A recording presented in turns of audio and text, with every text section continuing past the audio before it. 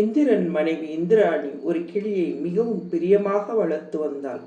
ஒரு நாள் அந்த கிளி நோய்வாய்ப்பட்டு விட்டது. அதை பரிசோதித்த மருத்துவர் இனி அது பிழைக்காது என்று கூறிவிட்டார். உடனே தன் கணவனை அழைத்த இந்திராணி, இந்த கிளியை எப்படியாவது காப்பாற்றுங்கள், கிளி இறந்து விட்டால் நானும் இறந்து விடுவேன் என்றாள். இந்திரன், கவலைப்படாத இந்திராணி, நான் உடனே பிரம்மாவிடம் சென்று முறையிடுகிறேன். ஒவ்வொருவரின் தலையெழுத்தையும் எழுதுபவர் அவர்தானே, அவரிடம் சென்று கிளியின் தலையெழுத்தை மாற்றி எழுதிவிடுவோம் என்று சொல்லிவிட்டு பிரம்மாவிடம் சென்று விஷயத்தை கூறினான். விஷயத்தை கேட்ட பிரம்மா, இந்திரா, படைப்பது மட்டுமே என் வேலை, உயிர்களை காப்பது மகாவிஷ்ணுவின் தொழில். நாம் அவரிடம் சென்று உதவி கேட்போம்.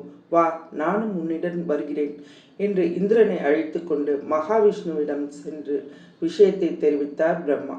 மகாவிஷ்ணுவோ, உயிர்களை காப்பது நான் தான், ஆனால் உன் கிளி இறக்கும் தருவாயில் இருக்கிறது. அழிக்கும் தொழிலை மேற்கொண்ட சிவன்தான் அதை காப்பாற்ற வேண்டும். வாருங்கள், நானும் உங்களுடன் வந்து சிவனிடம் பேசுகிறேன் என்று கிளம்பினார் விஷ்ணு. விபரங்களை கேட்ட சிவன், அழிக்கும் தொழில் என்னுடையதுதான், உயிர்களை எடுக்கும் பொறுப்பை நான் யமதர்மராஜாவிடம் ஒப்படைத்துள்ளேன். வாருங்கள், நாம் அனைவரும் சென்று யமதர்மனிடம் கூறி அந்த கிளியின் உயிரை எடுக்க வேண்டாம் என்று சொல்லிவிடுவோம் என்று சொல்லி அவர்களை அழைத்து கொண்டு யமலோகம் செல்கிறார் சிவன். தன்னுடைய அவைக்கு சிவன், மகாவிஷ்ணு, பிரம்மா, இந்திரன் ஆகிய நால்வரும் வருவதை கண்ட யமதர்மன் உடனே எழுந்து ஓடி வந்து வரவேற்கிறார்.